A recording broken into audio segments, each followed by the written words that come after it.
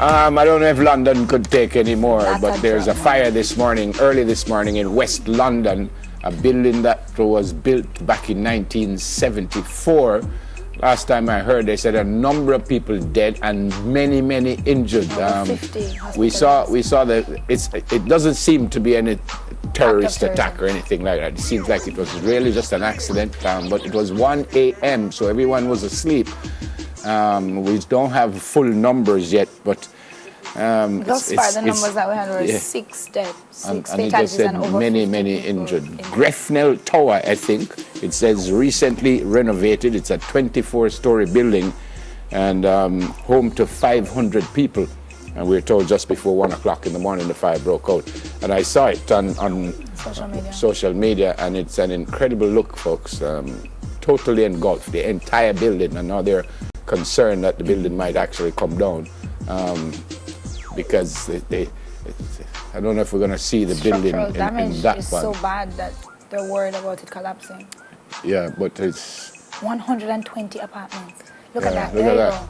Look at that. The whole thing is up in flames. The whole thing is up in flames. In about an hour, they said it went from being at the start of a fire to everything being I read what they said. They saw a little baby and someone just actually threw the baby outside, but someone caught the baby. Oh my gosh.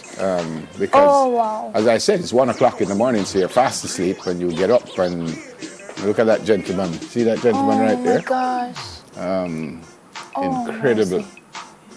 Incredible. I don't think, as I said, London could take any more, but this seems like it was really just an accident, so maybe we'll hear something else later on, but for the time being it seems like it was just an accident, so we pray that there won't be too many fatalities, but apparently some have already lost their lives. All right. Former Prime Minister Portia Simpson-Miller and Omar Davies are to leave Parliament on the 29th of June. They've actually chosen a date for that. Leader of the Opposition Business in the House of Parliament, Philip Palway, today said that both members have indicated their decision through letters of intent. So we're changing the guard. They're actually going to go. They said at a future date the Parliament will pay tribute to both of them for their services. And Madame Simpson-Miller has been there for a long time, so I don't know how exactly they plan to pay tribute to her, but it better be something big. It shall be. It will be something big. It will be something big. Both gentleman and lady have done wonderfully for us overall. They've been in politics for a long time, and now they decide that they want to leave. So we will hear more about that. That happens on June 29, and I guess on both sides of the aisle I'll be surprised if they're not glowing tributes to them both. Some will like them, some won't because of the party that they're involved in. But like or not like, you can't deny the service they that they have given a whole lot of service to the country. We should celebrate their time spent. Whether you like them or not. So we wish them good luck in retirement. Next one has to be yours. You've spoken so much about I don't understand this because sometimes this hurts. The good news is that Khalees Spencer was freed. There's a whereabouts clause, they call it. So you have to tell the drug testers where you are for a certain amount of time every single day.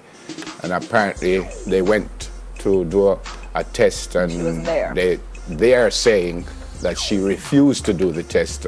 And now they're saying nothing don't go so. Saying the rule in fact says she refused to give a sample when requested by a JADCO collections officer last year.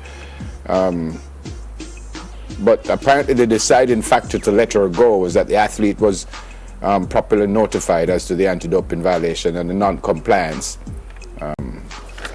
But again, when you hear that, you kind of think that she's hiding something, and then now you let her go. But a lot of people still say, boy, she was hiding something. Because the fact of the matter is that they said they went and she said no. Yes, so I don't pointedly you tell that. Me no, you're not do it. Yeah, then how all of a sudden. But the good news is that she'll be able to participate. She'll be able to take part in the national championships or the national trials, which means she will have an opportunity to represent Jamaica at the World Championships in London later on.